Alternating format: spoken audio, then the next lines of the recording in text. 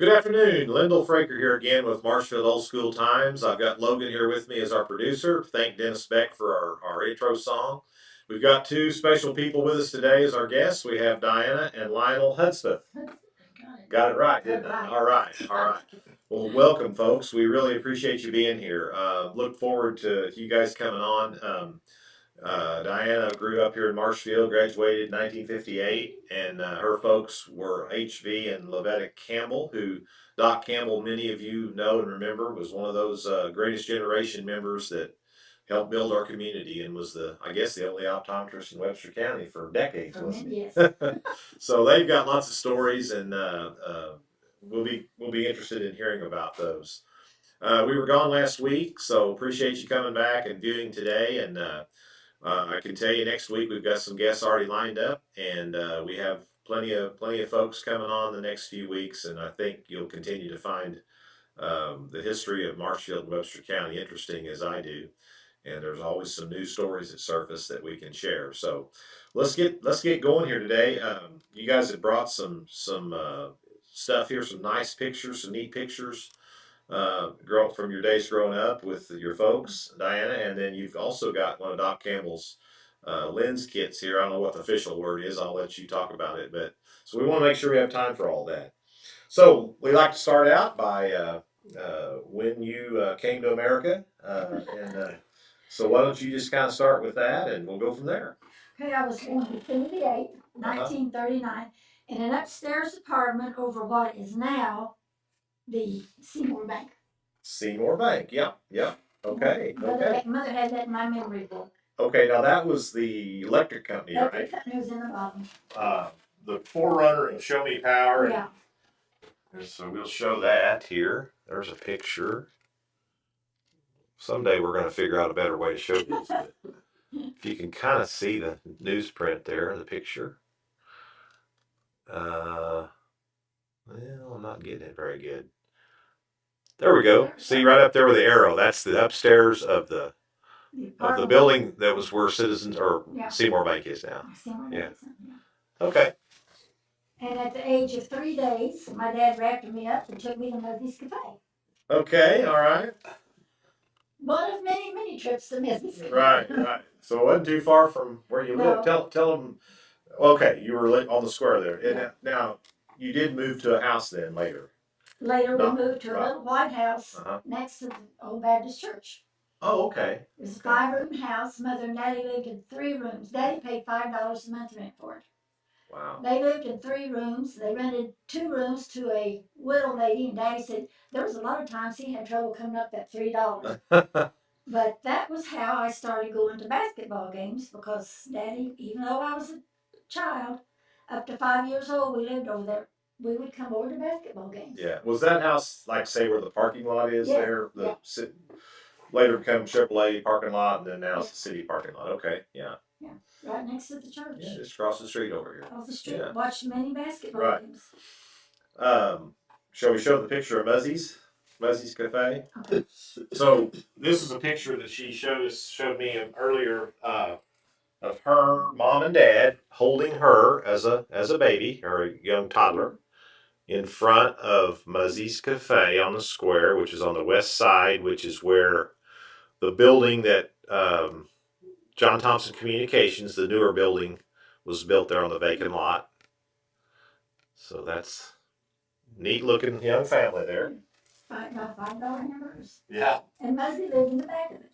Oh, yeah? Yeah. Okay. So. I remember Muzzy's, but I do remember it. It was, so from there, we moved to a house back behind the Catholic church. And we was living there when I first started school. Mm-hmm. And then Grandpa bought a house, first house off the square, right next to the closet. Mm-hmm. And we were going to move in with them there. And Mother and I decided to take a vacation to South Dakota to visit her sister. And when we came back, Daddy had bought a furniture store in Seymour. Oh. So I went to school 2 years in Seymour. He didn't call her on the cell phone and tell her he was going to do it. No, no. So you went the first 2 years in Seymour. Oh yeah. I went 2 years. 2 years. Third and fourth. Third. I see. Okay. Okay. And my best friend was Patty Halbert, who is now Patty Penny. Yes. Yes. Should have stuck with her. Patty Penny. That's right. Yeah. So this is Penny Penmack. Penmack. Yeah. Yeah. Yeah. This is the first office. I'm going to give you a little history of this. Yeah. Yeah. Okay, when Grandpa started, he was a barber in Birch Tree, Missouri. What was his name now? His was J.W. Campbell. J.W. William Campbell. Okay. And they lived in Birch Tree, and him and Grandma had a bunch of kids. And he was a barber. Well, he couldn't make a living as a barber, so he started being a watch repairman during the week. On the weekend, he would be a barber. Well, as his boys got older, they took over the barbering, so he needed something else. And he became an optometrist through a correspondence course with American Optical Company. And he would take this case, and he would go, by then they had moved to Seymour, and he would go to Mansfield one day and Ava and fit glasses, come back, and the next day he would go to Seymour. He would start to Seymour, he would go Fordland, Rogersville, and fit glasses. And then 2 weeks later, he'd go back the same route and deliver the glasses and fit more. And that's what this case is. That was his? Yes. Wow. Back in, I'd say, probably the 1920s. Yeah. So it's probably 100 years old. Oh, yeah. At least. Yeah. Do you remember when was your dad born?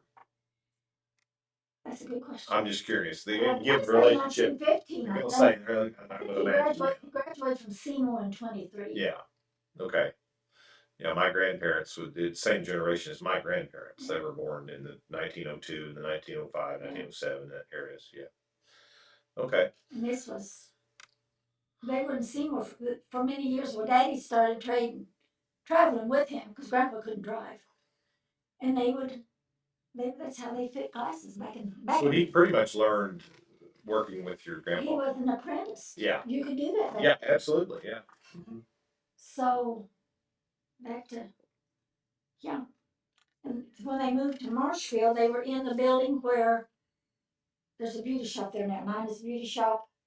He had kept the watch repair and the optical business, and all his sons, my uncles, 3 of them had took over the barber part of the business. So that was the building just down from Muzzie's, yes. Between Muzzie's and the corner, on the west side of the square. This was a picture of the office. We think maybe that was either Mr. Hosmer or one of the Waters. We're not sure. Right here in the chair. In the chair. And that's your grandpa. Okay. Okay. This was in that building that you're talking about? Building where the beauty shop is now. Yeah. Mr. Campbell there standing and someone sitting there. Yeah. About 1938, it says here on the back. Well, that's probably probably right, because they were there before I was born. I know that. Sure. And they lived in the back. And then later on, part of the Hosmer building came available, and he moved down there. Which was right next door. And this is him and Grandma in that. That's when he got real modern. He had a chair. He had all this. My uncle built this for him to keep his kind of the sideboard or whatever it is. And all of these glass things in then. And that was the one on the corner of Clay and Washington. Okay. And they lived in the back of that. A lot of businesses, people back then did live in those. Did you say that was your grandmother? It was my grandma. Okay. Dora Campbell. And that's Grandpa. Was she now were they natives of, did you say Birch Street? Birch Street. Grandma was raised around Birch Street. Around Birch Street, and your grandpa was from down there too. Originally he was from Indiana. Yeah. Okay. And him and his brother headed this direction for work when he was a kid, a teenager, and ended up in Birch Tree for some reason. Yeah. His brother went on out west, but that was where when they got married, that's where he started his barber business, and it was kind of a self-taught thing. Yeah. Just set up shop. I think he said he had a crate and something else. And the farmers would come in on Saturdays, Fridays and Saturdays, shave and a haircut. And then they lived there for many years until they moved to Seymour. Okay. And Daddy never went to school in Well, as a matter of fact, he was born in Seymour, so the younger kids were born in Birch Tree. Did he go to high school in Seymour? Yes, graduated in 23. 23. Okay. Yeah. Okay, so then when did your dad meet your mother? Well, I never did get a true story about that. Yeah. Well, that's okay. Maybe it's better that we don't know the truth, right? Mother she had bad eyes, and I'm kind of thinking that on one of these trips to Fordland, when they were fitting glasses down there, that maybe that was where they met, because she was several years younger than Daddy, so Yeah. Could have been. She was raised in Fordland. She was raised in Fordland. What was her maiden name? Lawson. Lawson. Okay. My mother always said if their last name's Lawson and Burks, we're kin to them. Oh yeah. Because my grandma was a Burks, and my grandpa was a Lawson. He fought in the Battle of Wilson's Creek. Oh, he did. Yeah, 15 years old. Wow. He got mad because they come through their farm and stole his favorite horse, so he joined the army to go get his horse back. And they sent him home because he was only 15, and he ran away again. So that time they kept him and made a bugle boy out of him. And there's a book somewhere around here about the bugle boy at Wilson's Creek. That. Wow, that's a neat story. Wow. Okay. So that was.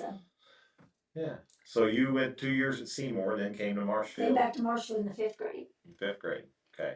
Had Miss Conrad as a teacher, Edgar Conrad. Yeah, yeah. She was still teaching when I was in school. Yeah, she was. They lived back behind us. Yeah. So that's when you moved to the house by the Quonset hut? Yeah. Okay. I want to show that picture. So for those of you that kind of remember, where the parking lot off of West Washington is, behind the Hosmer building, which is the big building there on the square, you see the courthouse. There was a Quonset hut, and it was still there when I was a kid, and that was a laundromat. Yeah. And then it later became J and I Automotive's first building. Yeah. But then just to the west of that Quonset hut would have been the little house that you're talking about that you were raised in. Yeah. Which would be the parking lot of that, what later became First Home Savings Bank's drive-in, which is still there. I think it's an accounting firm now there in that brick house, and that was the Beckerdites. They built that house. Yeah. Okay. Yeah, when Grandpa bought that land, the house was there, and then he bought the lot next to it. And they had the most beautiful trees, big old pine trees on there. And there was a barn at the back of that lot that Grandma raised chickens in. Miss Foster, that lived across the street from us, she had a place that would have been on Jackson Street. Mm-hmm. She had a barn, she had a cow and chickens and stuff. So I guess back in the day, people did that. Yeah. They didn't. Yeah, I've seen lots of pictures and heard a lot of those stories, Yeah. for sure. But then Mr. Beggar offered him more money than he could turn down. Yeah, so he sold that. So then they built that little brick house. And I don't know whether you know it or not, but they had a bomb shelter at that house. I didn't know that. A regular, it wasn't a tornado shelter. It was a bona fide bomb shelter, because they were afraid when they started this. I guess maybe it was Korea. Yes. Yes. That they were going to drop after the war. Yeah. Yeah, and there was a lot of that. You know, you remember the courthouse was a shelter. You know, they had the yellow and black sign on the courthouse steps going in. This is a shelter, bomb shelter for the community. You know, and I was in it. I think maybe twice when they were, because we just lived next door to them and they had it built, and it was they were ready for the end of the world. Yeah. Well, that's. And nobody knows what happened. You know, we had some drills in school, probably after you were already maybe graduated, but where they would have you get under the table and like that was going to do any good. You know? Yeah, we did. Yeah, we did some of those too. But you know, that was all part of that scare of the new nuclear age, right? Well, when Mother first moved over here, because this was a big metropolis to her, there was a bowling alley on the square. Did you know that? I didn't until one of these shows, and I believe it was Tom Farr Jr. mentioned it. It was over on the east side where Pierce Motor Company had been. Yeah. And I did not know it until then. But yeah. Do you remember it? No. Oh, I see. It was before. Yeah, it was. The alley was there when I was born, but I was, Sure, sure. Not they, old enough to know. not enough, and I don't And think. then he said he became a slot car tracks. They had when they took the bowling alley or quit being a bowling alley. They had car races with those slot cars, and he said it was pretty popular for a while. That was, Talking about her granddad Uh-huh. was in the Civil War. His horse got shot out from under him with a 3-pound cannonball, and they had that in the museum out at Wilson's Creek. Really? But somebody it started. disappeared. It did. Yeah, But this was your mother's grandfather. No, my mother's dad. He's my This was your mother's dad. Well, he must have been kind of old when his. He was. Yeah. He was. Oh yeah. He Wow. raised two families. Okay. He married a lady after he got out of. I don't know, they weren't very old when they got married, and they had, I think, 11 or 12 kids. And she passed away, and then he married my grandma, and they had 5 kids, and mother was the youngest, and he was 70 something when she was born. Wow. And they lived in Fordon, right there on Yeah. the main drag of Fordon. And he was a Lawson. He was a Lawson. Is George Douglas Lawson. Is he baried somewhere? He's buried in Fordon. In Fordon. Yeah. He's got a military, what they gave for military headstones then. Yeah. So, there's not too many Revolutionary War. You said it was Revolutionary War. No, right? no, it's Civil War. Civil War. Yeah, I was going to say it couldn't be the Revolutionary War. Civil War. Wilson's Creek. Gotcha. Wasn't tracking there for a minute. Yeah. Okay. But things, I wanted to tell you the story. Yeah. Mr. and Mrs. Davis that had the laundromat were a little bit older and kind of heavy set. So John Osborne rented them an apartment in this building, and they couldn't get in it because of the concrete steps. They couldn't. So John took it upon himself. He built that porch out there. He didn't ask the city. He didn't take any. He just built it, took half the sidewalk, and it stayed until Mr. and Mrs. Davis left I think they left in the middle 60s. They got ill health and they moved to Texas. But that was the way things were done. Yeah, absolutely. You just did them, didn't you? Just did. And then, of course, they had to go upstairs when they got in the building. They could go up them steps, but they couldn't get up them three steps. Couldn't get up those. They opened the door and get in. So he just built that porch. Do you remember Mr. Hosmer? Oh yeah. John's dad. I don't remember the old man. I remember Bess very well. Yeah, yeah. But I don't remember. Yeah, I guess he was a character, and I know he during the Depression he actually had money. They had the big farm out there, Walden Springs Farm, Hosmer Farm, and people would borrow money from him. And I think I've heard my dad talk about my granddad borrowed money from him one time to buy something, cattle or something, and they would go up there with him to make a payment. And because of the Depression, a lot of the banks went belly up, and there was, anybody that had any money, they could make some money on their money, so. And he'd sell milk to St. Louis, and also got to selling butter too. So, and he kept buying up more land. So yeah, he had quite an operation. Yeah, he did. He did have it. He was quite on. I remember Beth very well. Yes. And then John, when John got out of law school, he wanted to take part of that building for his office, and that was the part that he took was the part Grandma and Grandpa used for their kitchen. So that was one of the reasons he bought that White House just off the square was because they were down to one little room, and so he bought that house. Sure. But anyway, but the 4 older Hosmer kids, I babysat them. Oh, you did? Yeah. Huh. Yeah. Lionel, we'd go by someplace. I'd say, well, I babysit them, or I babysit. Is there anybody in Marshfield you didn't babysit? Well, not very many that age. Yeah. I had the Hosmer kids, and I had the Conwood kids. I had Tommy Birchfield. I had Johnny Brooks. So I had quite a little business. Yeah. Sounds like it. Well, a lot of those families lived around the square back in those days, so you could walk and. Arlen Young, I babysat his 2 girls. So yeah, I could walk, but it was Yeah, good times, wasn't it? Good times. The square was thriving on Friday nights and Saturday nights, and all the businesses were obviously on the square those days. And Ison Cunningham was one of my best friends. Yeah. He would take me to Muzzy's and buy me a Dr. Pepper and Brooks potato chips. Yes. I wasn't very old, but You remember the clock in the theater, Brooks Potato Chips? yeah. It was a Brooks Potato Chip clock, and the theater was owned by Mr. Brooks, Charles Brooks. Yeah. But I always remember that clock. You know? They were good potato chips. Yeah, yeah. So then you graduated in '58. So you raised there on this right by the square in that house. Mhm. So then I guess you went on to go to school or go to college, or did you? Well, I started drawings, but then Yeah. I got silly and got married, Uh-huh. and so then I became a mama for Yeah. several years. Yeah. Any No, children? I had 3 children. 3. Uh-huh. And my daughter had a learning disability, which Marshfield wasn't prepared for her in school. So Springfield had just started learning disability classes. A couple of the pediatricians' wives up there had children that had them. Mm-hmm.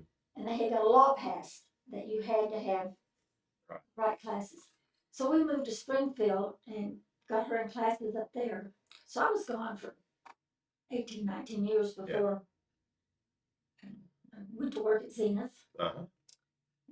But That's where you met Lionel. yeah, I bumped him off his job. That's Well, I'm glad you didn't bump him off the planet. At least his job. But I bumped, they had cut back. I had more seniority than he did, and I bumped him off of his job. That's great.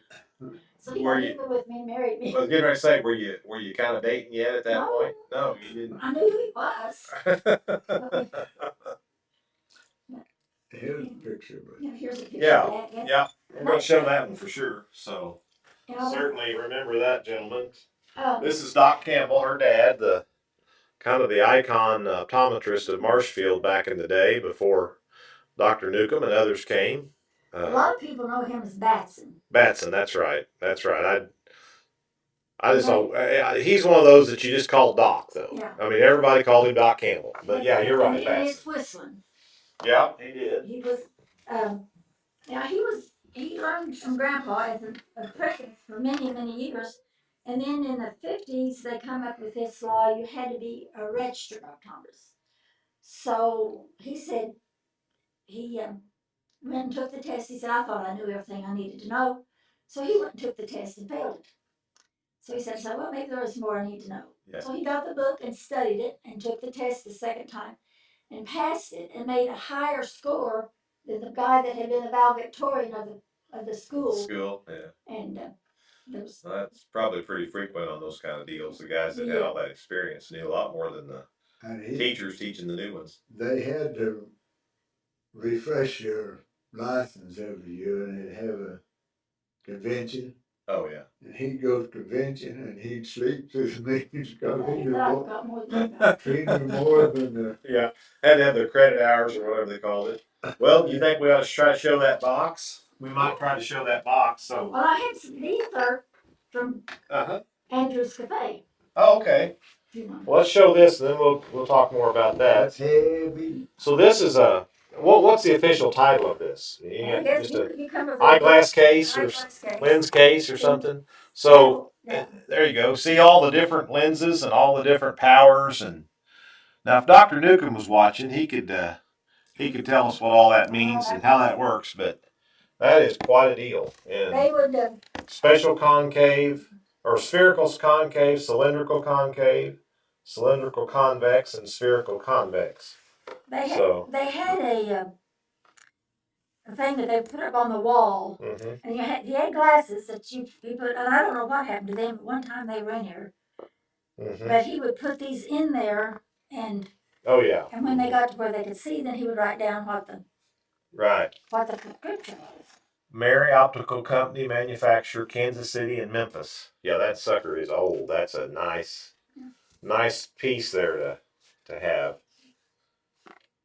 Wow. Like I said, I don't know. But then he had, after he got the office, my uncle built him a permanent one. Because after they came to Marshfield, they didn't travel around anymore. Right. But Grandpa said that when Daddy's eyes were bad and they've had to go to Springfield to get glasses. And he said it dawned on him that, people that lived around in that area, the only way they could get glasses was to go. Yeah. So that's how he started this business of traveling from town to town Yeah. fitting glasses. Yeah. And So when your dad began doing the eyeglass part, where was his office then? with Grandpa. With your grandpa over there in the hospital building? Grandpa had started developing cataracts. Well, back there you didn't do anything for cataracts. So he stuck to the doing some of the watch repair and jewelry part. Daddy took over most of the optical part. Grandpa would still kind of supervise Yeah. once while Daddy would get into something.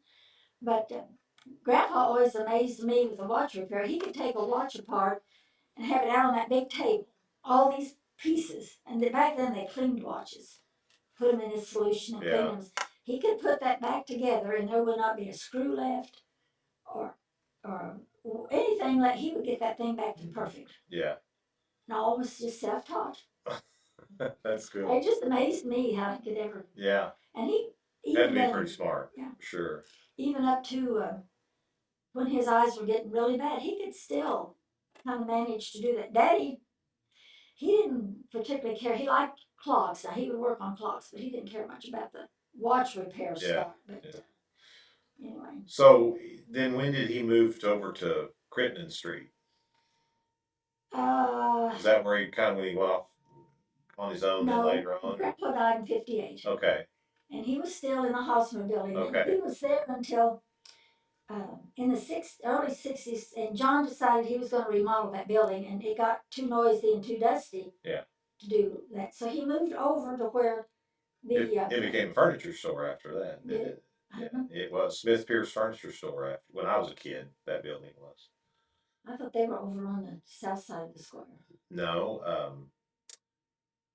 I could be wrong, but I'm pretty sure that was Smith Pierce. Then there was another furniture store on the south side, an older building, Daly Furniture. Could be. George Daly had it, and then of course then later on, Lurvy bought Daly out.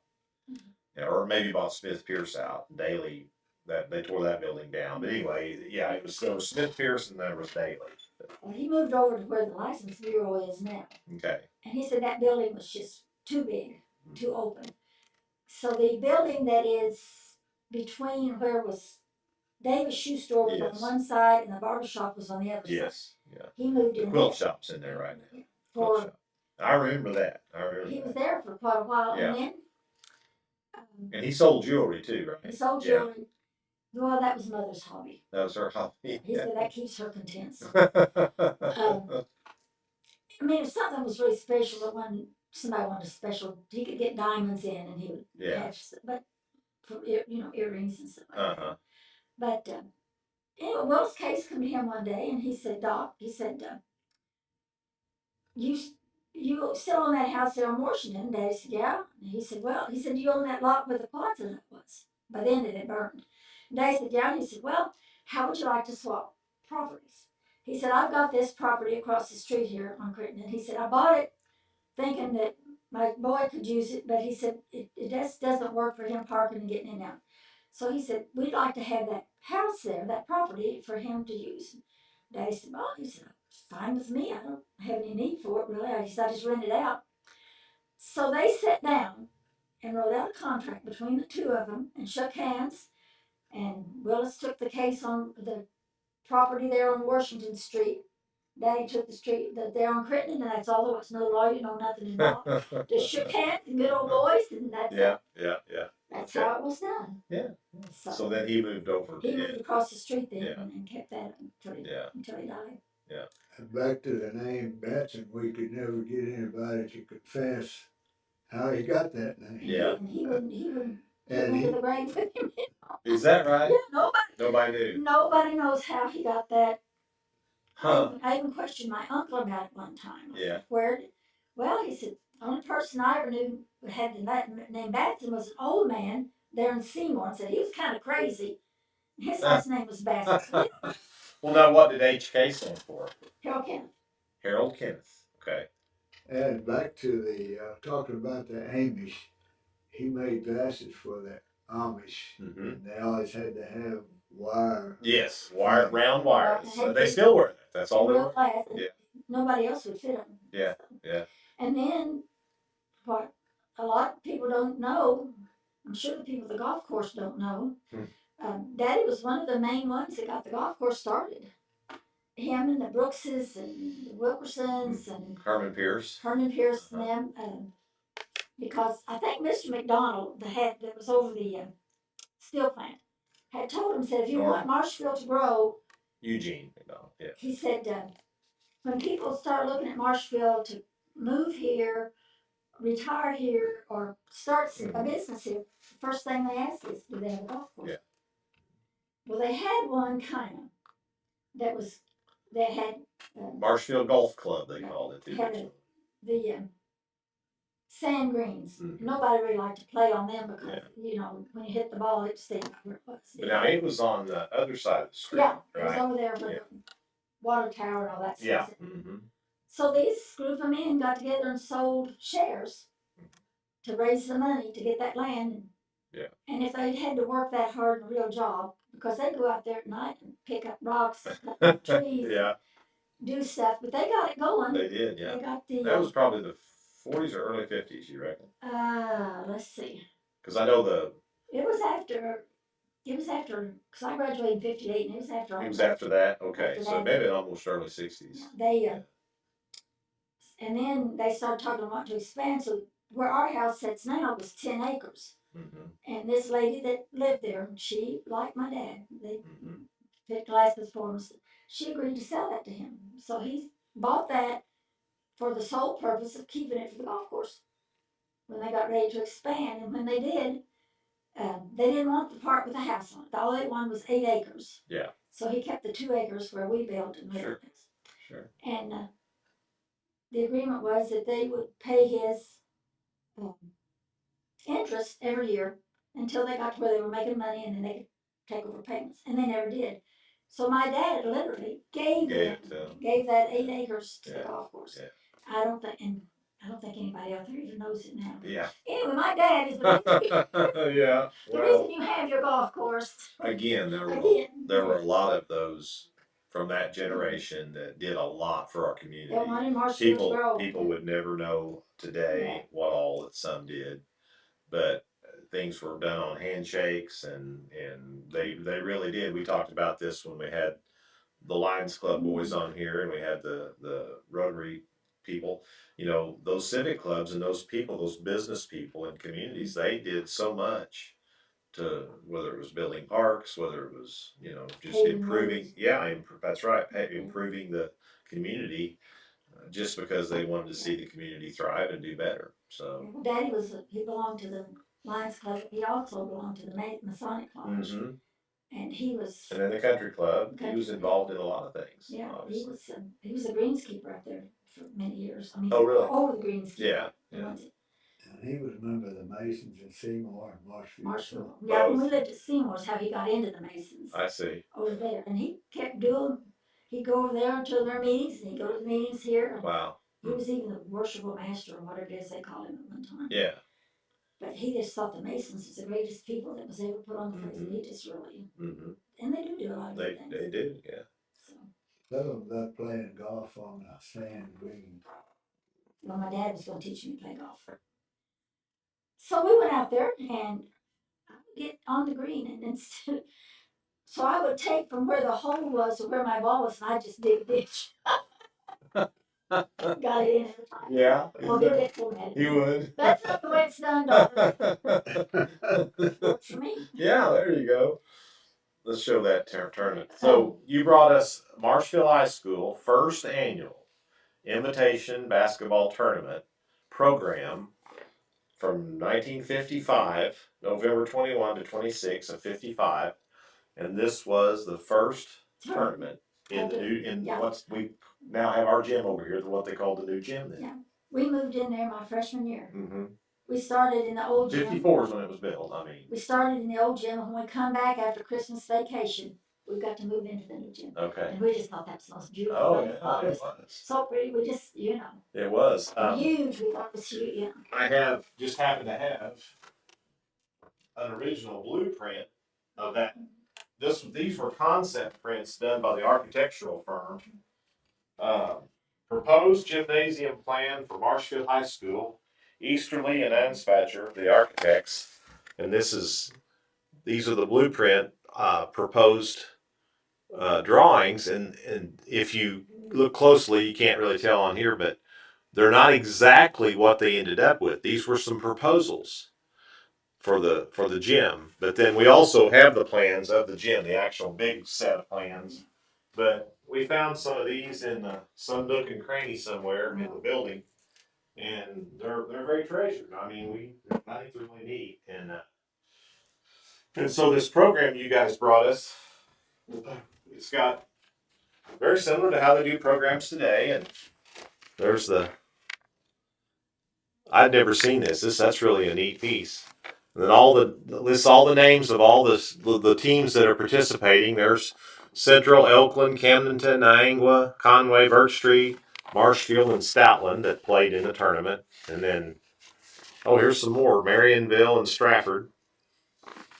But if you look at Marshfield, you've got Joe Alexander, Philip Ragstill, Faye Masterson, Larry Evans, Joe Bolden, Rex Buck, Jerry Yarbrough, Fred Cantrell, Bob Francis, E.L. Roast, my uncle, David Waters, Charles Myers, Sterling Gridwell, Jack Robinson.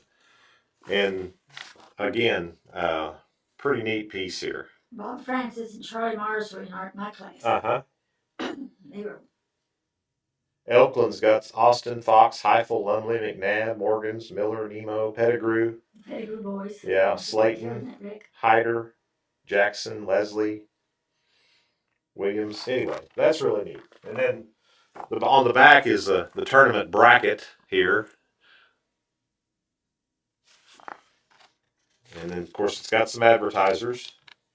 Beck's Milky Way, Young's Food Market, Andrew's Cafe, Bergner Bowman Matthews Lumber, Marshfield Motor, Brooks Furniture.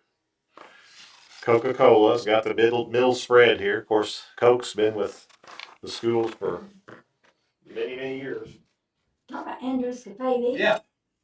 These are from Andrew's Cafe. That's syrup, I guess, or cream. Syrup or cream, and that, I don't know if you ever had his famous vanilla pudding. You got vanilla pudding with every meal, whether you wanted it or not. I don't remember that, but that doesn't surprise me. I can't recall it. I've certainly ate at Andrews, but yeah. Pudding cup. Pudding cup. And either a cream or syrup. Syrup. And I still use those. Yeah, do you? That's neat. Yeah. When Daddy got Crittendens, he also got with the Andrew's Cafe. That's right, all the way down through there, that whole strip. Yeah.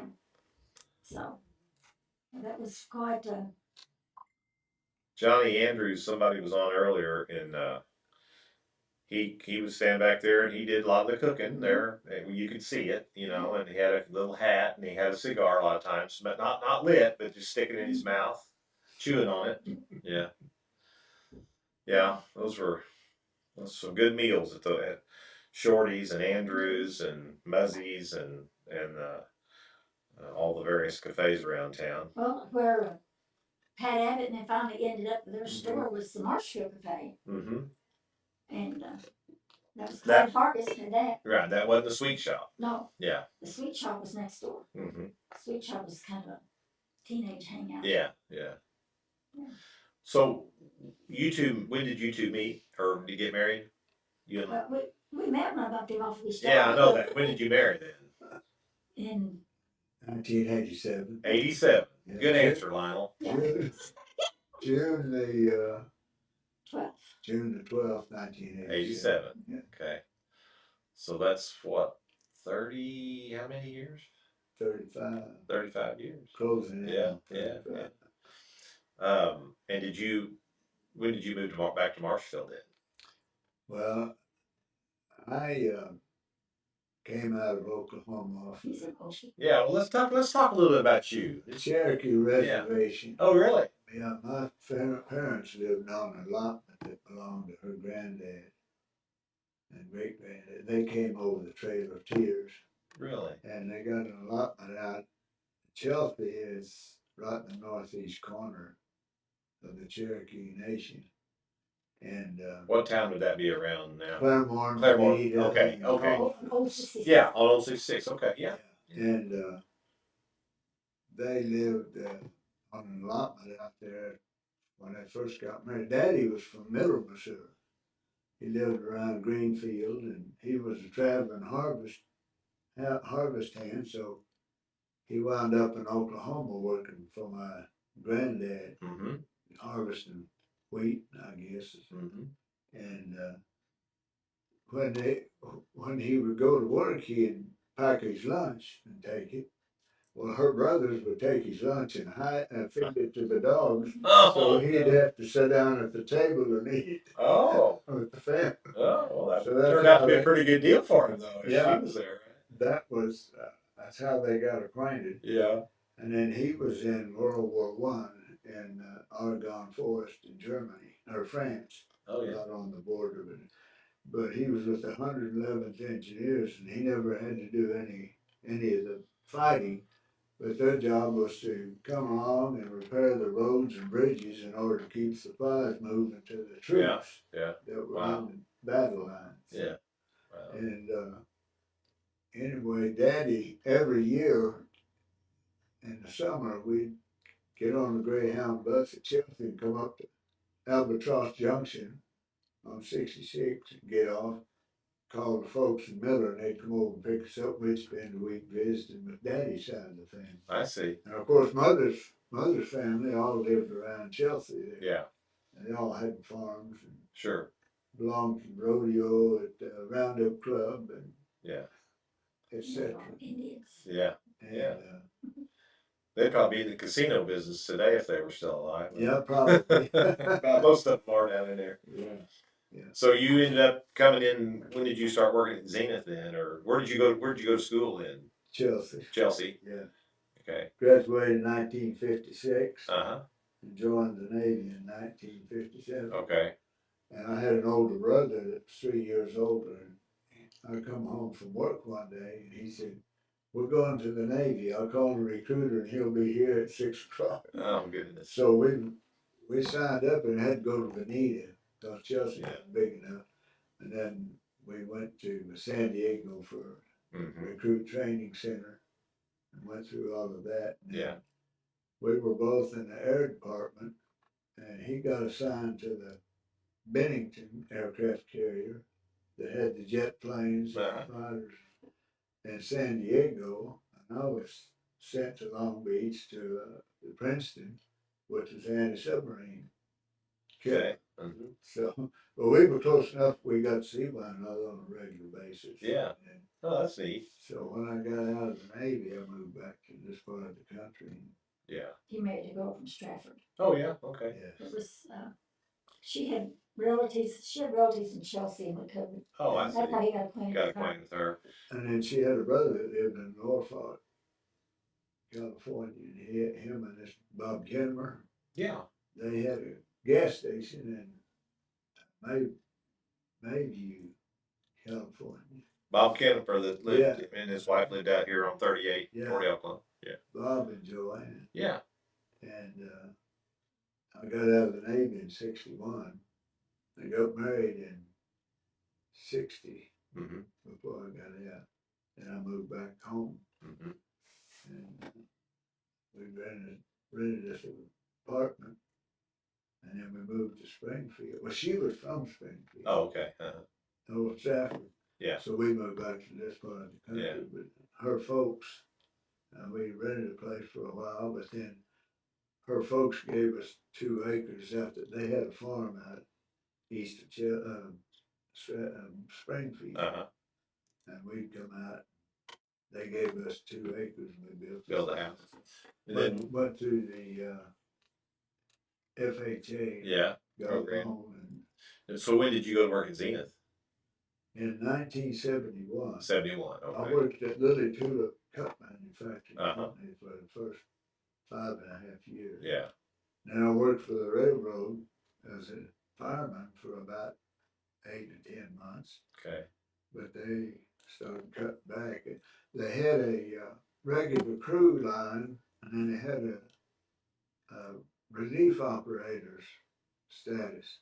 And they had 15 names on the relief operator. So if the fireman wife had a baby and they wanted to take off, then they'd get somebody off the spare line. Yeah. And you didn't get to work until you got to the top of the line, or if there was enough job. Mm-hmm. And then after you worked, you have to go back to the bottom of So I wasn't making, Yeah. I was just barely paying for my Yeah. bed and meals. Yeah. Huh. They had a restaurant there in Capleville, Tennessee, which is right outside of Memphis. And it's costing me everything I was making just for the bed and the meals. Yeah. And there was 6 or 7 of us from Springfield that took our training in this area. And then they said, well, the only jobs we've got is down at Memphis. So we got on the train and went to Memphis and went through that hump yard down there. They'd make up all of the trains from going east, west, and north of Memphis. Mm-hmm. And we started to go over to Elvis's place, Mm-hmm. Graceland. Graceland. But we got fooling around and got to playing miniature golf in the basement of a hotel. Huh. We never did make it out there. Now he was still alive then. Oh, yeah. yeah. Yeah. Yeah. Yeah. So anyway, you come back and you got on Zenith. Of course, Zenith was just really getting going good now. They were big and they were She started out biggest first. employer in town, I think. Yeah. She started out first with us. Yeah. My clock number was 139. Did you really? They were over in the post office building. Yeah. Yeah. Post office. They're on Jefferson. On Jefferson. I didn't realize that. That's where they started. That's where they started. The first 2 lines started there. And they, when they started building Zenith, they got it pretty well going, and a tornado come down through and blew it down. They had to start all over again. So we ended up downtown longer than they had planned on. So they moved the first line over there and got them started, and then the ones of us that was on that got some promotions, and we got to go on the second line. Yeah. And so I got for 26 years. Yeah. I worked there 24.5 years, and they gave me a gold watch and a pink slip. Moved to Mexico. Yeah. I remember when they moved. I had some kinfolk working there too. Yeah. There was a lot of people. There were a lot from Marshfield worked there. Well, there's people who drove from Ava. Yeah. Worked there. People that lived at Stockton worked there. One of my bosses lived at Stockton, so it employed a lot of people. It did. Yeah. It was a shame. Yes, it did. Kind of a victim of the times though. Yeah. Electronics were changing and moving, and Yeah. circuit boards were getting smaller and all that stuff. Yeah, we seen all that. Yeah, I bet you did. And the computers, we started building computers. That was something totally not heard of when Zenith first started. Mm-hmm. And so we had. And I worked up to the relief operator's job. And they had 6 or 7 of us. We'd come in the morning, go into the boss's office Mm-hmm. and sit around. And if somebody did show up on the assembly line, then the foreman would call for a relief operator to come out and replace him. You had to kind of be available to do about anything they needed. Yeah, and that's from taking the television set out of the cardboard box, just a wooden frame. Yeah. Putting the cardboard box up on a conveyor and setting Yeah. the cabinet on the assembly. Sure.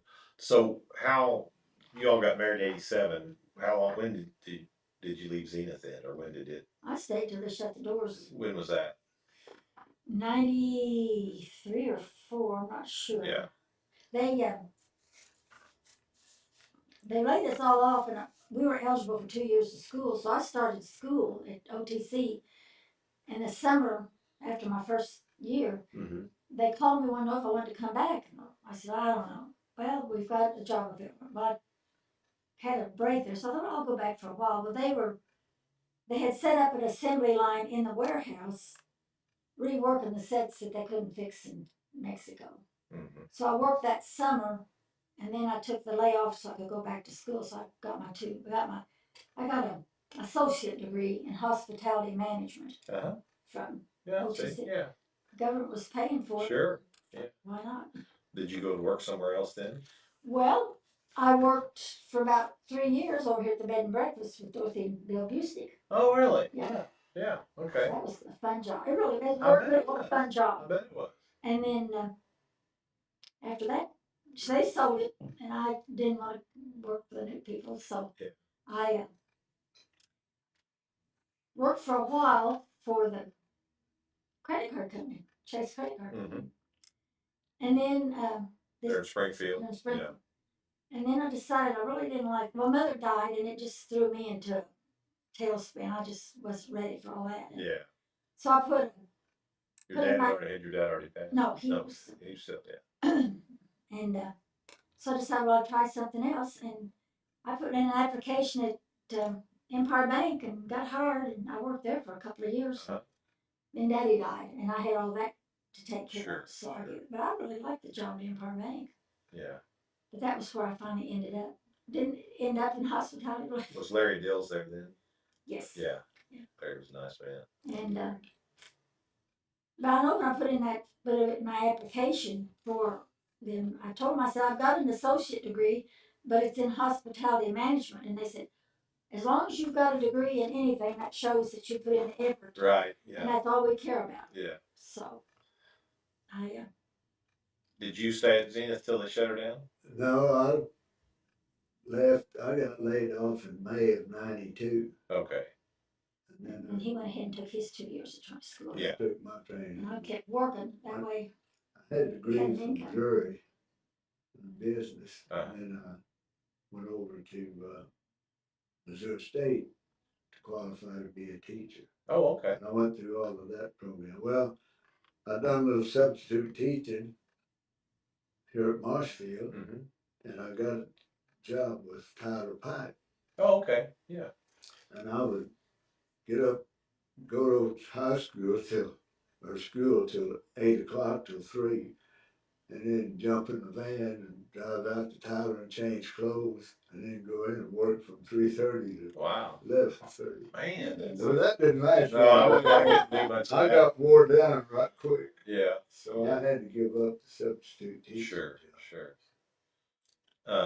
So you guys had already built your house and were living in Marshfield. Yeah. Yeah. Yeah, Mother and Daddy was getting older, Yeah. and I thought I needed to be down here. Sure. Sure. Daddy was needing a ride to the ball games.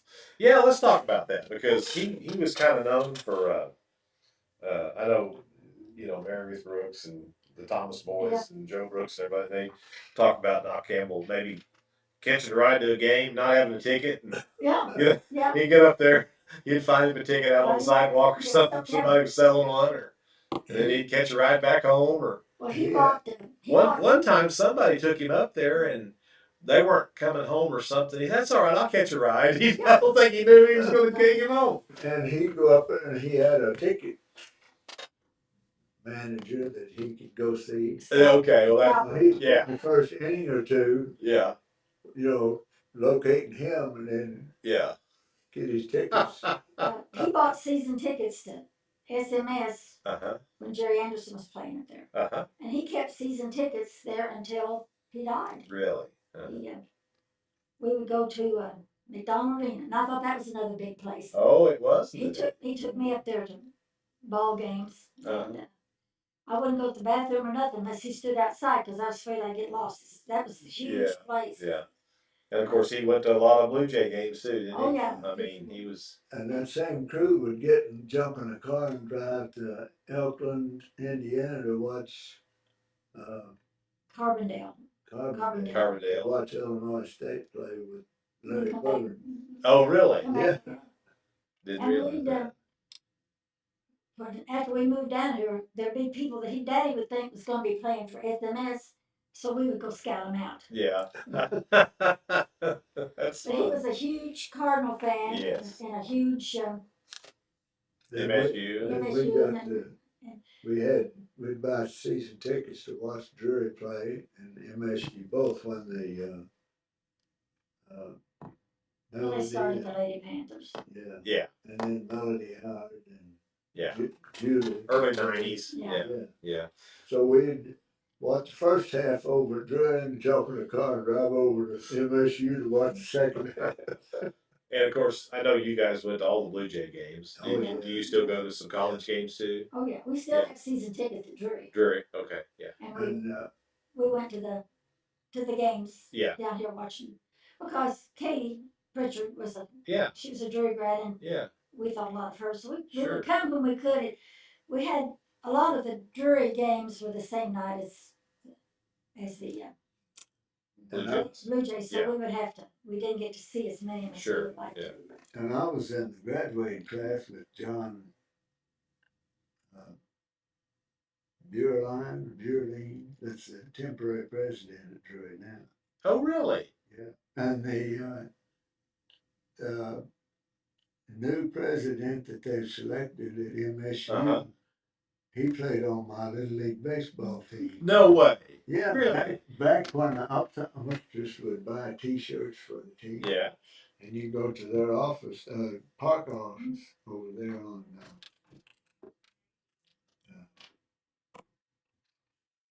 right there. In Springfield? Yeah, in the two-story building, White House there. And they would give you enough T-shirts, if, for your team. Yeah. And I had 12 or 15 kids. Uh-huh. We played ball for 2 or 3 years. In Springfield. Yeah. And the incoming president of MSU was on your Little League team. Yes. Wow. And his mother was she worked at the Hickory Hills Country Club. Okay. And my son and her son got acquainted, and they both worked at Hickory Hills, and I think his dad was a highway patrolman. Okay. But I'm not What sure. he hasn't told you about, he could have played professional baseball. He was a good enough pitcher. I didn't know that. Yeah, If I hadn't gotten homesick and went home, and his brother signed him up for the Navy. Yeah, really? I played for the Missouri, Kansas, Oklahoma semi-pro. You did? Coffeeville, Kansas. Yeah. At the Coffeeville refinery. They had Really? a big oil refinery there. And anyway, Kip is getting ready to be the new president at MSU. Yeah. And he and my son, I think they were cart boys. They'd get the carts when they'd come in from being used. They'd clean them up and get them ready for the next customer. Yeah. And then after they close the club in the evening or at night, they go to the swimming pool and swim. Well, listen, folks, this has been fun. I told you to go fast, didn't I? Yeah. It's already 2:00. But really, really appreciate this. We're just having so much fun learning about our neighbors and our community members. And, of course, we didn't even touch on, you guys are really active in the Lions Club, and Yeah. you guys have been there a long time. And so it's just great to have people on that and get to know them better. And I think a lot of people that watch our show appreciate that, getting to know people better and a little bit, just like finding out that Lionel was a baseball star. Yeah, he could. That's really cool. Yeah, that's really neat. I'm the oldest horse in the Lions Club now. Are you really? Yeah. Well, we had Rotary on the other day, and Stan Whitehurst is the longest current Rotarian. That's hard to believe. I was in Rotary back in the '90s, and he was just a young fella. Of course, well, I guess Bill and Neve are the longest members. They're still officially members, but they're not here now. But anyway, yeah, it's as Dennis Beck would say, time flies. Yes. And When you're having fun. that's right. But we appreciate you guys coming on, our community, and the people that have made our community what it is. It's important that we retain that culture, that we pass it on, and that our children and grandchildren know about who gave us, who delivered us this beautiful town and community, and how we should cherish that. And hopefully we can all do our part to pass on a community like was given to us. So, You're doing a lot with the school. well, I appreciate got it. rather emotional. Yeah. Well, that's why we wanted to do it. We it's a labor of love, and we're trying to keep those memories alive, and it's important, I think, to people. So You're doing a good job. well, thank you. My family, my wife, and the boys do more than I do, but I like to do this show. This is my fun. This is my fun that Saturday afternoon. So thank you all. Well, thank We you. appreciate you very much. And, Likewise. Yeah. We'll be seeing you soon again, and we might have a reunion show sometime. Have a big group. So Well, you can get some of the Jays in. yeah, we'll try to do that. Thank you. We'll see you next week. We have some guests already lined up, and we will see you then. Thank you.